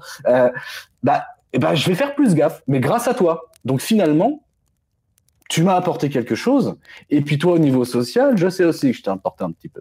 Mais pas beaucoup. Hein. Lui, putain, il est... Non, sur ça, je pense que je reste sur ma position, parce que... Ça, je sais. Voilà, non, en cas d'effondrement, c'est plus du tout pareil. Il n'y a qu'à voir quand t'es dans la merde. Bon, ça arrive à tout le monde. En temps normal, il t'arrive un problème, t'as beau avoir 5000 amis Facebook, 50 000 abonnés sur YouTube, ou des amis à côté de chez toi, t'en as peut-être un qui va répondre présent par rapport à ton problème. Et encore, peut-être pas, tu vois. Donc, c'est là où je dis attention de pas non plus faire attention de pas croire à ce monde de bisounours qui ne sera pas le même dans la rupture. C'est ça que je vous dis, attention. Mais oui. On le voit en temps normal, les gars. Moi, c'est juste, je suis pas parano ou quoi, tu vois. C'est vrai que moi, bon, après, j'ai une famille. Je sais que toi, t'es célibataire, saoul et tout ça. Donc, toi, c'est un autre contexte. Et merci, salopard. C'est vrai. Non, mais c'est vrai. C'est vrai que tu as tout intérêt si tu peux faire une préparation de quartier avec des gens qui te ressemblent et tout. Après, c'est vrai que moi, je pense que c'est ma femme, mon binôme, mes enfants, tu vois, j'ai 2 fils, 2 filles. Et je pense que moi. Ouais, mais justement, tu t'adaptes. C'est ça le truc. C'est que toi, tu t'adaptes à ta situation, tu t'adaptes à ton contexte, et ça, c'est du survivalisme. Il y a des gens qui sont là, ouais, comme tu dis, là, finalement, on est encore d'accord. C'est que toi, tu parles de monde de bisounours, mais bien sûr, sauf que le mec qui un peu prépare, tu vois, le mec qui a un peu droit dans ses bottes, un peu de survivalisme, tout ça, il sait aussi commencer à analyser son environnement. L'analyse et s'adapter. Moi, c'est vrai que j'ai pas enfant et bon, la femme, il n'y a plus, mais effectivement, je vais m'adapter par rapport à mon contexte. Donc, l'adaptabilité est la première arme du survivaliste. Et finalement, je suis d'accord avec toi, mais rester tout seul dans son coin, bon, tendu, quoi. Non, pas tout seul dans son coin, mais voilà. Après, c'est vrai que non, moi, les groupes et tout ça, je n'y crois pas du tout, et je pense que je n'y croirai jamais, ou alors faut me prouver en temps normal que c'est possible. Tu vas m'inviter en vacances. Mais écoute, je vais t'inviter en vacances, mais je n'ai aucun, je sais qu'avec toi, tu vois, je sais que je n'aurai pas de problème, je te connais un peu tout maintenant. Mais c'est pas le cas On va courir tout nu en forêt. Je rebondis sur la thématique du groupe. Je ne crois pas au groupe aussi, à une exception près, c'est que des liens solides soient créés avant la rupture de la normalité. Et quand je dis liens solides, c'est pas forcément les liens de la famille, parce qu'aujourd'hui, toutes les familles ne sont plus les modèles de solidité d'avant. Il y a des sous-clans, souvent déjà des problèmes dans les familles plus qu'avec son voisin. Ok, on comprend bien la dynamique des familles aujourd'hui, mais on va encore dire que je suis un gauchiste, mais si on prend l'exemple des zadistes, pharisien. Quand on prend l'exemple des zadistes par exemple actuellement, avec tous les défauts qu'ils ont, ils ont au moins l'avantage de passer dans l'action et de pas être dans le commentaire ou le blabla, c'est de l'action. Après, leur vision du monde, c'est une autre histoire. Ne me faites pas dire ce que j'ai pas dit. Donc, le truc, c'est que quand tu fais des aventures comme ça crée des liens en mode normal. Et ce qui fait qu'un jour où ça va moins bien, et ben quand tu as créé des liens solides avec des gens qui partagent ta vision du monde, qu'elle soit de gauche ou de droite, on s'en fout, c'est le principe qui compte, tu auras moins tendance à te bouffer le nez avec ce type de relation-là, et ça sera peut-être même plus solide que certaines relations de ta propre famille. Et ça se prépare dès maintenant, parce que c'est un travail d'une vie, on va dire, et ça demande de savoir créer une culture qui t'est propre, qui peut se baser sur justement ta vision du monde, si t'es zadiste ou si t'es extrémiste dans n'importe quel sens, mais aussi peut-être une facho, un facho, une sous-culture. Ça peut être de la musique, autour par exemple de la musique, n'importe quelle musique, le métal par exemple, avec des dress codes particuliers, et ça aussi, ça demande d'être un peu occultiste dans le sens où il faut savoir créer les rites, comprendre les dynamiques de groupe, savoir où on veut les mener, définir une identité à travers plusieurs activités, et en plus tenir ça sur le long terme, avec les problèmes humains, qu'il y aura toujours des gens qui feront chier, qu'il faudra virer et trouver des nouveaux. C'est un peu la thématique de monter un club de bikers, en fait. Tu vois, Alex, si je prenais le langage du saloon, est-ce que je peux t'envoyer une petite potence, mais légère, avec de la ficelle, en fait? Vas-y. Tout à l'heure, tu m'as dit, tu me parlais de communautarisme, mais en fait, tu viens entièrement d'en faire la définition. Non, mais en fait, je t'ai provoqué, mais non, moi, je suis à 200% communautariste. En toute amitié, non, mais vraiment, tu vois, finalement, oui, on reste dans le même game. Des gens qui ont un peu comme le dress code, ou les mêmes passions, ou la même réaction à la survie, etc., etc. Oui, effectivement, tu crées une petite communauté, mais sans parler de ce putain de communautarisme des médias qui me casse les donc oui, voilà, finalement, c'est ça, c'est créer une communauté autour de soi. Mais dès maintenant, pas attendre, ça sera trop tard après, parce que ça prend des années. Oui. Ouais, celui qui se retrouve au milieu des ruines, c'est tendu. Mais aussi avoir ces personnes-là autour de chez toi dans ce cas-là, parce que c'est bien beau qu'on se parle tous aux quatre coins du monde à être d'accord sur les mêmes trucs, mais c'est pas le cas peut-être dans ton quartier. Et ben moi, un système qui me fascine, que c'est ce qu'on appelle la structure des gangs. Alors il y a plein de sociologues qui ont étudié la structure des gangs outre-Atlantique comme chez nous, même si c'est pas la même chose. Le problème, c'est que ces sociologues sont souvent d'un parti pris politiquement, et donc c'est toujours un peu déformé. Mais quand on lit entre les lignes, on peut à peu près voir organiquement comment ça fonctionne. Et ce qui me fascine, c'est les clubs de bikers. Comment ils sont organisés. Et moi, je pense que c'est un modèle, il faut s'en inspirer. Ouais, Alex, le cuir, tout ça. Ouais, le cuir, les moustaches, tout ça, ça me fascine. D'accord. Les grosses motos entre les jambes. Oui, voilà. Mais je parle plutôt de la structure du club, de la façon de créer une culture qui rassemble, de la façon de créer des événements, y compris quand on n'est pas dans le local, et de hiérarchiser l'humain, quoi. Voilà, c'est tout ce que je voulais dire. Mais de toute façon, finalement, tu recrées une société dans la société. Oui, une sous-culture, c'est ça. Ouais, mais pour moi, c'est pas une sous-culture, c'est une culture parallèle. C'est-à-dire que finalement, tu recrées un groupe dans la société énorme qui nous entoure.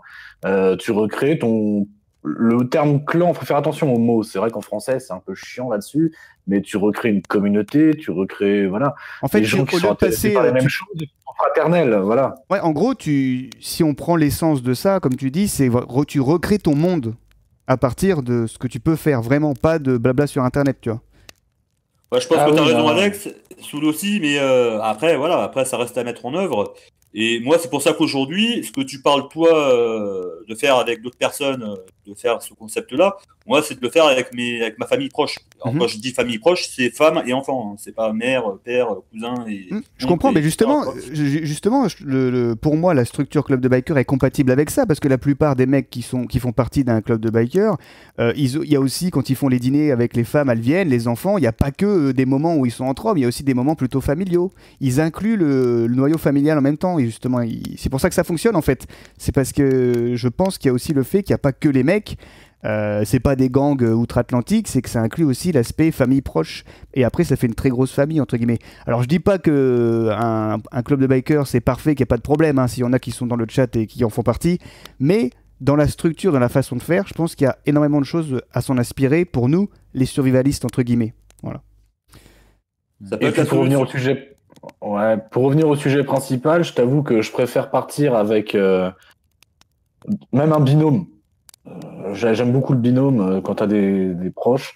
Ou même partir avec 3-4 gars où t'as déjà fait des randonnées avec, où t'as déjà fait du stand de tir avec, où les mecs se sont préparés ensemble.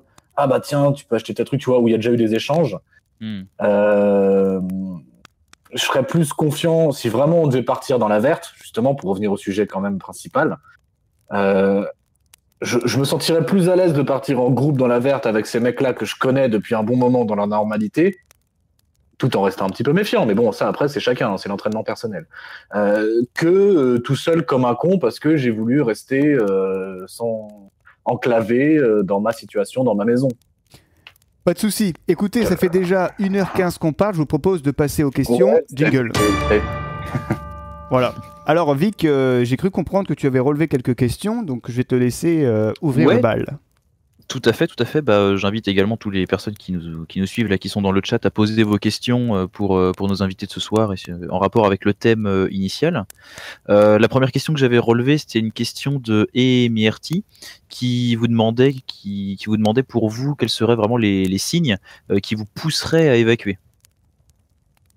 Voilà, les signes qui nécessiteraient une évacuation. À qui tu donnes la parole? SB, si tu veux. Allez, bah écoute, les signes qui me pousseraient à évacuer, je pense que... après, c'est une question difficile à répondre parce que, tu vois, je peux pas savoir à l'avance, quoi, tu vois. Je sais pas, honnêtement, je peux pas répondre à cette question. Je vais dire n'importe quoi, donc...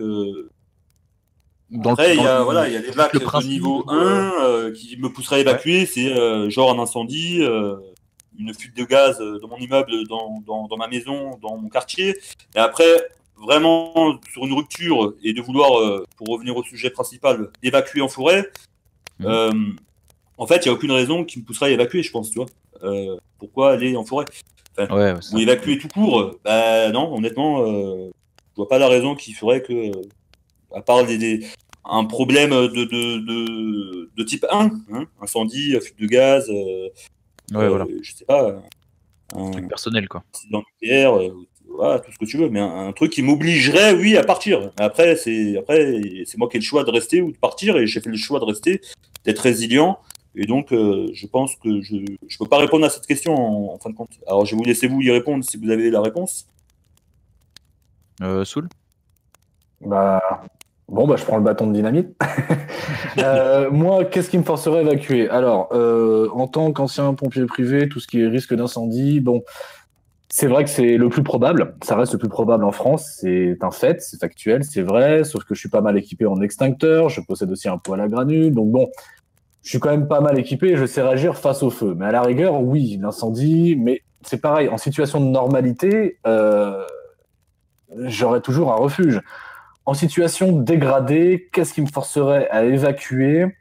J'entends que ça pète et que c'est la guerre de l'autre côté à cause d'un groupe de pillards. Voilà. Ça, à la rigueur, oh là là là là, ils font maison par maison. Tu vois, via le groupe de quartier, t'entends à la radio que putain, les mecs sont en train de faire toutes les maisons, ils sont nombreux et tout. Là, j'avoue, je me casse dans l'échange, je te fais un sprint de 10 bornes. Non, je suis peut-être pas capable de le faire, mais j'avoue que je prends le sac des vagues. Non, mais voilà, et je vais me planquer en attendant que ça, ce serait un motif vraiment. Mais là, on en est loin, quoi, les mecs. Moi, les inondations, c'est pas possible. Donc, j'ai pas ce danger-là. Ah si, moi par contre c'est vrai que j'ai un truc auquel je me suis préparé, c'est que je vis au très proche abord d'une usine, on va dire d'un groupe industriel. Donc effectivement, si j'entendais la sirène retentir, etc., bah le truc c'est que je vais pas partir dans la forêt parce que je vais mourir intoxiqué comme tout le monde. Je vais sauter dans ma voiture et avec mon 4x4, je vais traverser dans les chemins où je vais me barrer le plus loin possible, soit chez des amis, soit dans la famille, mais pas dans la verte. Voilà. Au final, non, une motivation. Franchement, la dernière des motivations pour aller me planquer en forêt, m'enterrer sous terre, ce serait vraiment un groupe de pillards, mais. Okay. Enfin, je veux dire, c'est pas le truc le premier, quoi. Voilà. Ok, suivant. Bah vas-y Alex, si tu veux. Qu'est-ce qui te ferait quitter ton logement? Bah moi personnellement, l'évacuation en mode sac à dos et comme on le fantasme, C'est à éviter à tout prix. Donc au final, je la prépare pas vraiment. Mon évacuation à moi, c'est une valise cabine et des passeports et de l'argent.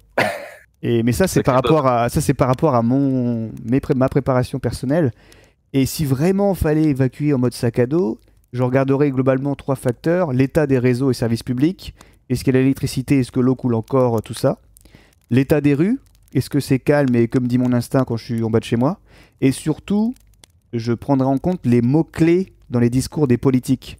Parce que quand on sait que quand un politicien s'exprime, tous les mots sont pesés, il y a certains éléments de langage qui fait que dès qu'ils commencent à être utilisés, ça doit te mettre la puce à l'oreille et peut-être déclencher de bouger. Voilà, c'est comme ça que je fais.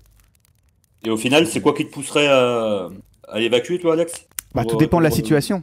Mais en gros, c'est un voilà, c'est ça. Ouais. C'est un ensemble. Et par contre, à chaque situation, j'étudie les 3 facteurs que je viens de te donner. Et après, je fais mon bilan. Tu vois ? Ok. Et comme chaque situation est unique, tu as juste à avoir une procédure et après, tu fais ta conclusion qui sera par définition unique par rapport à la situation. Voilà. Ouais, je suis d'accord. Et on en revient à l'adaptabilité. Toujours. Ouais, exactement. Vic ? Pour moi, un petit peu la même idée. Hein, c'est ça. Pour moi, il faut vraiment que le logement soit menacé pour me faire partir. Mais même dans ces cas-là, le plus simple, c'est d'aller chez des proches, comme j'aurais déjà pu m'organiser pour ça, quoi. Et voilà, c'est. Bah oui, parce que la première évacuation, c'est dans la famille proche. Parce que l'évacuation, c'est pour sortir d'une zone de danger, sortir du X, comme on dit. Et la zone de danger, bon, souvent, si t'as tes grands-parents ou de la famille ou des potes à qui tu t'entends bien à 30 km, la plupart du temps, ça résoudra le problème. Voilà. Ouais, et c'est pas plus con dans ce cas-là d'avoir dans son bob, dans son sac d'évac, genre une trousse de toilette, des affaires de rechange, des papiers, tu vois, des choses normales, Exactement. que d'avoir toujours la même chose à répétition, quoi, des haches, des machettes, des je sais pas quoi, tu vois. Ouais, exactement. Voilà. Une clé USB avec tous tes papiers scannés. Ouais, exact, ouais. Exactement. Mais ça, c'est le sujet d'une autre émission. ouais, carrément, ouais. J'allais dévier. Parce qu'on arrive à 1h20. Est-ce qu'on a une autre question, Vic, pour clôturer cette émission ? Alors, ouais, là, j'en ai vu une qui mériterait d'être débattue, mais on devrait rapidement la traiter. Évacuer n'est-il pas un aveu de faiblesse et d'égoïsme ? À qui tu donnes la patate ? Ça dépend. T'as envie de mourir ou pas ? Après, si c'est évacué si c'est vital, voilà, après c'est ça. Est-ce que c'est un incendie qui te fait évacuer? Est-ce que c'est une fuite de gaz? Est-ce que c'est un problème d'un site industriel qui fait que tu es obligé de partir? Si c'est vital, ce n'est pas d'égoïsme. Après, évacuer pour un autre sujet. Après, voilà, on peut pas trop répondre à ces questions, c'est vrai. C'est tendu. Le contexte, on ne le connaît pas. On peut pas savoir à l'avance, les gars. Mais bon. C'est pour ça qu'il faut plus une méthodologie qu'une réponse universelle, quoi. Bah oui, voilà. Parce que alors, aveu de faiblesse, si on reprend la question à l'envers, alors aveu de faiblesse, ça veut dire ne pas résister à. Donc ne pas résister à quoi? Donc à des pillards, à une guerre, à l'incendie. À résister à quelque chose qui va te faire mettre en prison et tu vas payer pour les autres. Ouais, voilà. Ne pas résister, des fois, c'est aussi de l'intelligence. Je veux dire. Il aurait dit évacuer de la France, du pays, de la personne. Bon, après, peut-être, on aurait pu répondre. Non, mais je veux dire, t'as un putain de tsunami qui arrive ou un putain d'ouragan, il y a un moment, tu vas pas dire non, je résiste face aux éléments. Si, tu vas te faire tu mets ton maillot de bain, tu mets tes lunettes et tu te mets à la fenêtre et tu cries je t'attends. Voilà. Et tu fais le crawl face au tsunami, façon piscine à vagues. Ouais, non, mais voilà. tu passes de l'autre côté de la vague et c'est bon. Ouais, voilà, ouais, sauf que non, en général, ne pas éprouver de résistance. Non, si t'évacues, c'est de l'intelligence.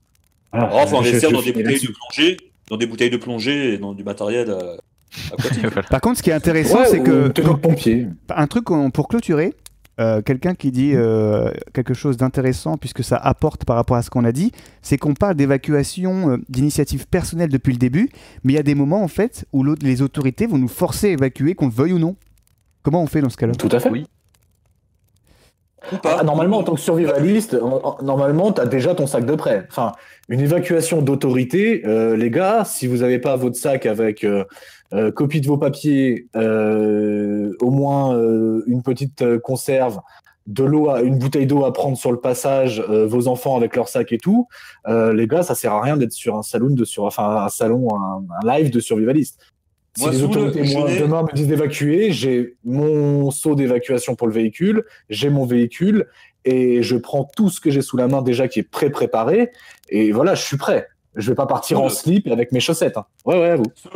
Moi, je n'ai aucun sac d'évac de prêt à l'avance. J'avais fait une vidéo là-dessus. Par contre, j'ai un kit voiture dans ma voiture. J'ai des préparations à mon domicile pour X problèmes qui pourraient survenir. Et après, je pense que c'est un autre sujet, mais préparer son sac à l'avance, c'est un peu faire n'importe quoi du fait que tu ne connais pas tu peux pas connaître la problématique avant. Voilà. Maintenant, une fuite de gaz, un incendie en temps normal, autre chose, etc. On a tous des assurances. Moi, ce que je vais évacuer en priorité de chez moi, c'est mes enfants et ma femme. Et ma gueule aussi. Donc après, moi, je pense qu'avoir un sac d'évac, et c'est pour ça qu'on retrouve toujours des mêmes, avec des haches, et encore une fois, et tout ça, moi, j'en ai pas.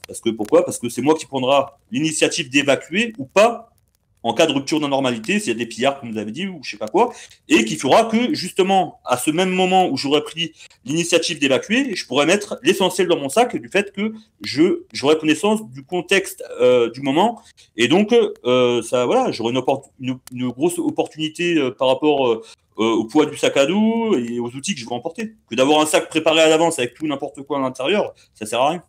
Ok, super. Moi, c'est ce que je pense. Ouais. Ok, super. Ce que je vous propose, c'est de refaire un tour de table pour présenter vos chaînes et vos projets afin que ceux qui nous ont écoutés et qui veulent découvrir qui ont été les intervenants de cette émission puissent justement aller faire un tour sur nos chaînes. Donc Soul, je te laisse commencer par toi et puis après tu distribueras la patate chaude à qui tu veux et quand on aura terminé le tour... c'est des bâtons de dynamite. Vas-y. Le bâton de dynamite. C'est des bâtons de dynamite. Non, Soul One Shot. Donc oui, moi j'ai une toute petite chaîne. Hein. Je parle aussi je fais beaucoup de satirisme politique. Mais aussi, je suis intéressé, je m'y mets quand même pas mal, hein, c'est pour ça que je suis là aussi, à la résilience, le survivalisme, un petit peu les armes à feu. C'est comme ça que j'ai connu Vic Gutsden d'ailleurs par rapport à sa présentation sur le Mossine Nagant. Et puis, justement, au niveau des projets, comme tu disais, donc avec Survivalist Bushcrafter, et aussi, il y en a un qui est pas là, de la team des petits foufous là, les dormeurs doivent se réveiller. On a donc aussi notre live, donc le Saloon. On a parlé de cul sur le dernier. Donc voilà, et puis du coup, Survivalist, je te balance le bâton de dynamite. À toi. Écoutez, moi, mon nom de chaîne, donc Survivalist Bushcrafter, je traite des sujets sur l'autonomie, la prévoyance. Je vous fais partager également des sorties en milieu naturel, comme des sorties bivouac, sorties bushcraft en solo ou entre amis, et je commente aussi l'actualité sur des sujets divers et variés. Et pour revenir par rapport à notre concept avec Soul One Shot et la chaîne YouTube Les Dormeurs doivent se réveiller, c'est vrai qu'on a pointé le principe de ce concept-là, c'est vraiment de faire entrer les abonnés de nos chaînes YouTube avec nous sur nos lives. Ça veut dire que de les faire entrer sur des sujets que eux-mêmes auraient choisi déjà à l'avance, mais même les faire entrer sur nos lives directement, prendre la parole comme Alex et Vic ce soir sur le feu de camp. Voilà, c'est vraiment pour vraiment avoir un partage avec les abonnés, et parce que c'est vrai que ce sont les abonnés qui font les chaînes YouTube de tout le monde, et à un moment donné, nous on a envie aussi de faire des choses avec eux. On apprend tous les soirs quand je fais des live tales sur ma chaîne, ou quand même on fait des saloons. T'as même des gens qui n'ont pas d'abonnés ni rien, et ils nous apprennent plein de trucs, et c'est pas parce que tu as 50 000 abonnés que tu es automatiquement le roi du pétrole. Hein. Ok. On fout l'accent vraiment sur le partage avec des gens pas forcément connus, et c'est vraiment le principe du saloon. Tu pousses les portes, tu as des arguments, tu te mets à la table, tu bois une bière et tu poses ton all-in de poker, quoi. Voilà, c'est bon. Okay. Alex ? Vous pouvez me retrouver sur mon site alexrigvald.fr, tout attaché, tout en minuscule, où je parle de survivalisme au quotidien, tout simplement, et notamment de survivalisme double passeport, comme vous l'aurez compris entre les lignes lors de cette émission. Voilà, tout simplement. C'est un bon intitulé, ça. Ouais. Et toi, Vic ? Moi, vous me connaissez, on est sur ma chaîne, survivalisme en général, survivalisme urbain, tout ce qui est un petit peu outdoor, bushcraft, vie sur le terrain, etc. Et puis les chroniques armurières pour tout ce qui est armes à feu d'un point de vue survivaliste. Mais voilà, comme chaque semaine. Ok, super. Bah, écoutez, je vous remercie à titre personnel d'avoir participé, Sol et Survivalist Bushcrafter. Bah, merci à toi et ciao à tous. À bientôt. Je pensais que vous alliez être un peu moins tenable que ça, mais ça va. Mais on sait se tenir quand même, tu vois. Donc non, tu vois, on est éduqués. Bon, non, c'est super. On fait ce qu'on peut. C'est absolument fantastique. Et la prochaine fois, Alex et Vic, vous êtes les bienvenus, vous aussi, sur le saloon et on manquera. Carrément, bien sûr. Ouais, avec plaisir. Pas de souci. Et puis moi, je vous remercie à titre personnel, comme d'habitude, Vic Gadzen, sans qui rien ne serait possible. Oh, Vic. À bientôt. On va tous courir tout nus dans la forêt, ce sera mon mot de la fin. On va faire des bulles. Ok, voilà. Vic, je te laisse clôturer l'émission comme d'habitude. Et puis salut à tous et je lance l'outro. Dès que tu as fini, c'est à toi. Ok. Donc merci à vous tous de nous avoir suivis ce soir. Si vous avez apprécié nos intervenants de ce soir, Soul One Shot et Survivalist Bushcrafter, leurs chaînes sont en description pour aller les rejoindre sur leur chaîne et également au Saloon, dans leur live. Donc le Saloon, si vous appréciez donc cette liberté de ton et des lives où vous pouvez intervenir, je vous invite à également aller leur rendre visite au Saloon. Donc les liens sont en description. Et donc merci à vous tous de nous avoir suivis ce soir. Merci à vous trois pour le live. Et voilà, à la semaine prochaine, tout simplement. Salut à tous.